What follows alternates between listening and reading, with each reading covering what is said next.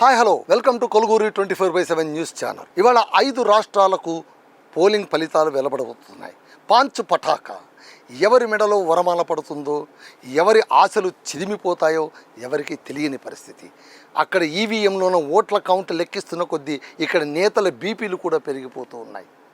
ముఖ్యంగా వెస్ట్ బెంగాల్. ఇప్పుడు ఈ 5 ప్రాంతాల్లో కంటే కూడా మనకు జరుగుతున్నది ఎక్కడెక్కడ తమిళనాడు, కేరళ, వెస్ట్ బెంగాల్, పుదుచ్చేరి, అస్సోం. ఈ 5 రాష్ట్రాల్లో తీసుకుంటే 2 రాష్ట్రాలు చాలా అందరూ అంటే ఇండియా మొత్తం ఎదురు చూస్తుంది. ఒక రకంగా చెప్పాలంటే ఇండియా బయట ఉన్నటువంటి ఎన్ఆర్ఐస్ కూడా ఆశగా ఆసక్తిగా ఎదురు చూస్తున్నవి 2 ప్రధాన రాష్ట్రాలు. ఒకటి తమిళనాడు, రెండవది వెస్ట్ బెంగాల్. వెస్ట్ బెంగాల్ 3 సార్లు ముఖ్యమంత్రిగా వీర విహారం చేసినటువంటి మమతా బెనర్జీ, ఉక్కు మహిళ, దీదీ, బెంగాల్ కా దీదీ ఈసారి కూడా విజయగర్వంతో మెరిసిపోతాననుకున్నారు. ఈసారి కూడా తనకు తిరుగులేదనుకున్నారు. తన సాధారణ దుస్తులు, తన హావభావాలు, తన ఆహార్యం బెంగాల్కు ప్రాతినిధ్యం వహించి ఖచ్చితంగా విజయాన్ని తీసుకొస్తాయని ఆమె నమ్ముకున్నారు. కానీ ఏమైంది ఇంతలోన? ఇన్నాళ్ళుగా మమతా వెంటనే ఉన్నట్టుగా కనిపించినటువంటి సందర్భం కాస్త ఇప్పుడు బీజేపీకి షిఫ్ట్ అయిపోయింది. ఇక్కడ కూడా చాలామంది ఖచ్చితంగా మమత మరోసారి ముఖ్యమంత్రి కావడం ఖాయం, బీజేపీకి అంత సీన్ లేదు అని అంటూ ఉన్న మాట అయితే వాస్తవం. మీరు లెక్క తీసుకుంటే బీజేపీ కూడా మీరు చూడండి క్రమక్రమంగా ఎదుగుతూ వచ్చింది. 2011లోన బీజేపీకి ఒక్క సీటు కూడా రాలేదు.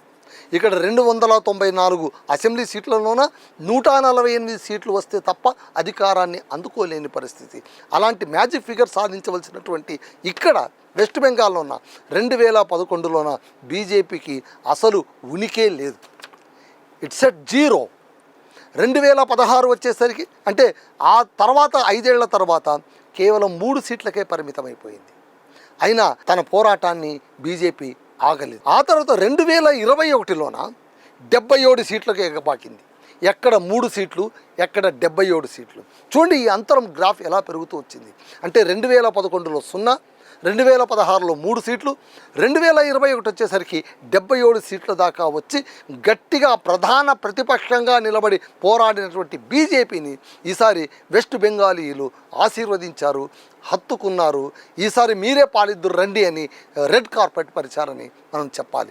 కాబట్టి ఇక్కడ మమతా బెనర్జీ భవానీపూర్, ఆ తర్వాత నందిగ్రామ్ ఈ 2 చోట్ల పోటీ చేస్తుంటే ఈ 2 చోట్ల కూడా బీజేపీ లీడర్ అయినటువంటి సువేంద్రు అధికారి ఆయన ప్రధాన ప్రతిపక్షంగా అభ్యర్థిగా పోటీ చేస్తున్నారు. 2 కూడా ఆయనే లీడ్లో ఉన్నారని ఇప్పటిదాకా నాకు అందుతున్నటువంటి సమాచారం. బహుశా ఇది ఇలాగే ఉంటుందా, మారుతుందా మనం చెప్పలేం. మళ్ళీ దీది కూడా ఓడిపోతారా? వెస్ట్ బెంగాలీలో అంత కత్తికెట్టారా ఆమె పైన? ఆమెకి ఏమైంది అసలు? అద్భుతంగా పాలించాలని తను అనుకుంటూ ఉన్నారు కదా. మళ్ళీ ఇంతలోనే ఈ మాయ ఎందుకు? బీజేపీ ఏం చేసింది? కమలనాథులు వేసిన పాగా ఏంటి?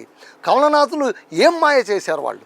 ఎందుకు ఇలా అయ్యింది అని ఇప్పుడు తృణమూల్ కాంగ్రెస్ వాళ్ళందరూ కూడా లోలోనే అంతర్మతనం చెందుతున్నారు. తృణమూల కాంగ్రెస్ కార్యాలయ భవనం బోసిపోయింది.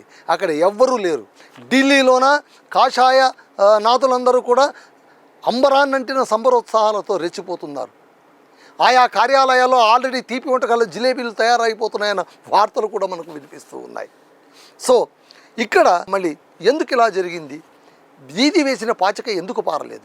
ఆమె కూడా ఇక్కడ ఏమనింది? ఆత్మపౌరుషం అన్నారు. బెంగాలీ ఆత్మపౌరుషానికి ఢిల్లీ దర్పానికి మధ్య జరుగుతున్నటువంటి పోరు ఇది అన్నారు. పైగా ఏంటి, ఇక్కడ వచ్చి మనపైన పెత్తనం చెలాయించాలంటే మనం ఊరుకునేది వద్దు అని చెప్పారు. కానీ 15 ఏళ్ల పాటు బిగిన పాలన చేసినటువంటి ఏ ముఖ్యమంత్రికైనా సరే వ్యతిరేకత ఉండకుండా ఉంటుందా? నాకు మైసూర్ పాక్ బాగా నచ్చుతుంది.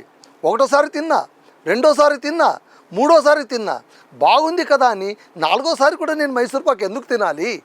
పక్కన జిలేబీ ఉంది కదా, అది ఎందుకు తినకూడదు అని అనుకున్నారో ఏమో పాపం బెంగాలీలు. ఎందుకంటే అసలే వాళ్ళు తీపి ప్రియులు, స్వీట్స్ అంటే వాళ్ళకి చాలా ఇష్టం. కాబట్టి ఈసారి దే చేంజ్డ్. ఒక రకంగా చెప్పాలంటే దీన్ని మనం న్యాచురల్ షిఫ్ట్గానే చెప్పుకోవాలి. It is not a artificial shift. అంటే ఏంటి, ఏదో ఒక ఉపద్రవం వచ్చో, ఏదో ఒక ఇబ్బంది వచ్చి పడో, లేకుంటే కనుక ఏదో ఒక పెను తుఫాను రేకెత్తడం వల్ల అక్కడ అధికార మార్పు జరగడం లేదు. చాలా న్యాచురల్గా జరుగుతోంది. 0 నుంచి 3, ఆ తర్వాత 77, ఆ తర్వాత అధికారం.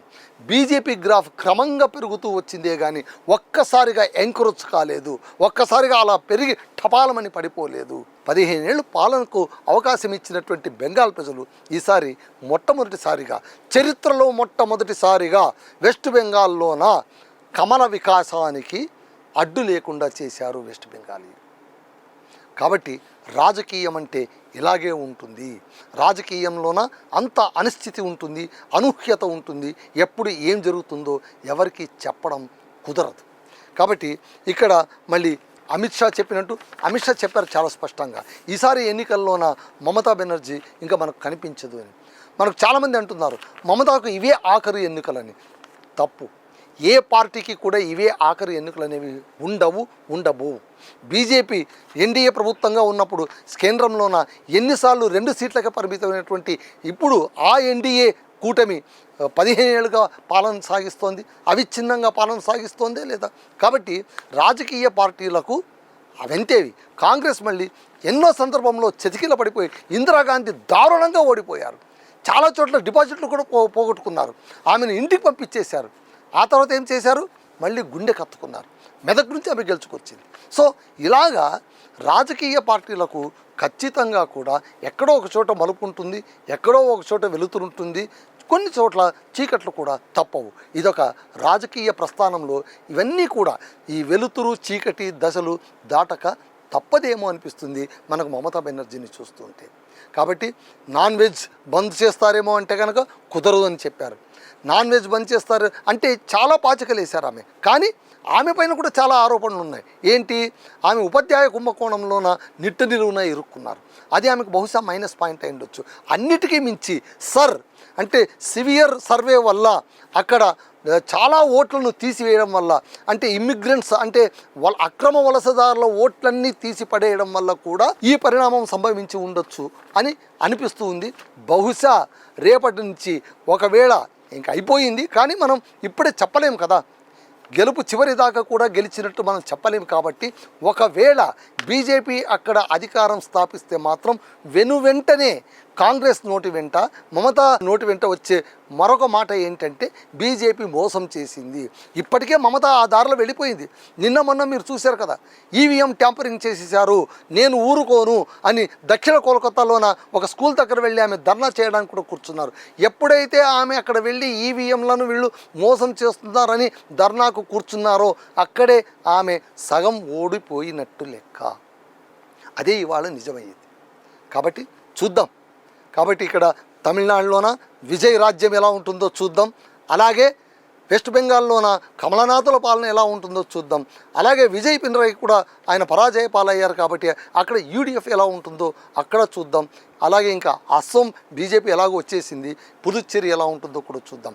మనకి వీటన్నిటికంటే కూడా ముఖ్యంగా మన తెలుగు వాళ్లకు ప్రధానమైనటువంటివి రెండు, ఒకటి తమిళనాడు, రెండవది వెస్ట్ బెంగాల్. కాబట్టి ఈ 2 ఫలితాలు ఇప్పటిదాకా మీ ముందు ఉంచాను. పూర్తి ఫలితాలు వెళ్ళబడ్డాక మరిన్ని విశ్లేషణతో మీ ముందు ఉంటాం. అంతవరకు సెలవు. నమస్తే.